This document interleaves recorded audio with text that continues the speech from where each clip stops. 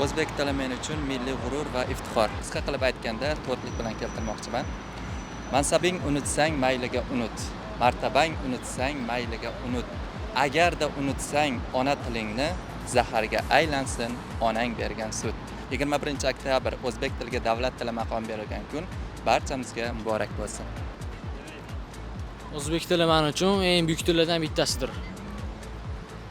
O'zbek tili men uchun juda ham qadrli til.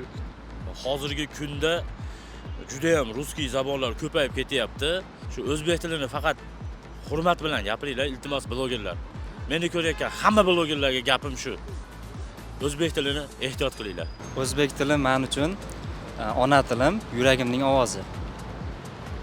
O'zbek tili men uchun bu hayot. Hayotimdagi har bir lahzani tasvirlashim uchun menga til kerak. O'zbek tili men uchun ona tilim. O'zbek tili bilan faxrlanaman. O'zbek tili men uchun birinchi o'rinda kundalik ehtiyojim, ikkinchi o'rinda bu meni soham, kasbim. Rahmat. Eshitasizlar? O'zbek tili men uchun juda ham muhim, chunki hozir koreys tilini, xitoy tilini o'rganyapman. Вообще qiyin. O'zbek tili eng zo'r til. O'zbek tili men uchun faxrim.